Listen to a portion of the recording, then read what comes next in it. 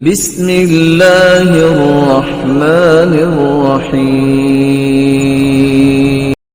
مومن کو سب سے بڑی خواہش اور تمنا یہ ہوتی ہے کہ اس کے ایمان میں کوئی خلل نہ آئے، اس کا ایمان نہ ضائع ہو جائے، اس کے ایمان کو اللہ قبول کر لے، اس کا ایمان بڑھتا رہے۔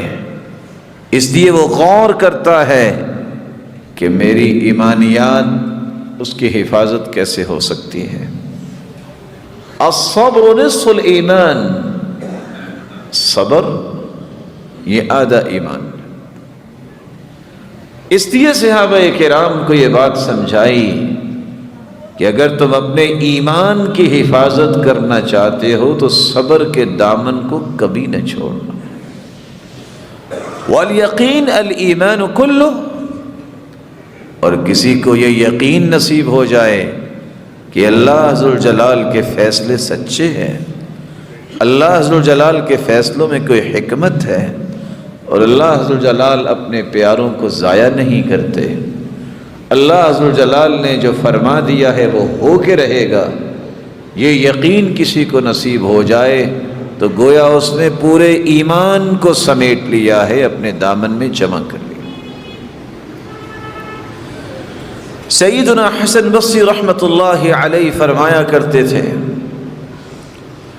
الصبر کنز من کنوز الخیر لا يعطيه اللہ الا لعبد کریم عنده۔ صبر یہ خیر اور بھلائی کے خزانوں میں سے ایک خزانہ ہے۔ یہ خزانہ اللہ ذوالجلال اپنے ان بندوں میں سے اس کو عطا کرتے ہیں جو اللہ کے نزدیک عزت والا ہوتا ہے، اللہ کے ہاں اس کا مقام ہوتا ہے، یہ صبر اللہ اس کو عطا کرتے ہیں۔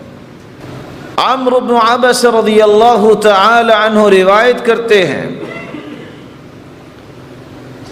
رسول اللہ صلی اللہ علیہ وسلم سے سوال کیا گیا،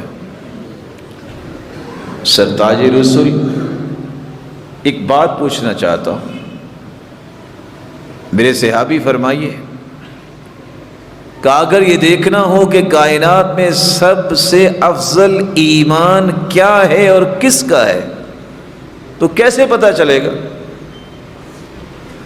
آپ صلی اللہ علیہ وسلم نے فرمایا، هو الصبر والسماحہ، جہاں تمہیں صبر نظر آئے، جہاں سماحت نظر آئے، بہت کشادہ دل، معاف کر دینے والا اور برداشت کر لینے والا، سمجھ لینا افضل ایمان یہاں ہے۔ یہ بھی سمجھ لینا کہ افضل ایمان والا بھی یہی ہے جس کے اندر برداشت ہے، جس کے اندر صبر کرنا ہے۔ ترین صدقہ جاریہ حاصل کرنے کے لیے اس ویڈیو کو لائک، کمنٹ اور شیئر کرنا مت بھولیں۔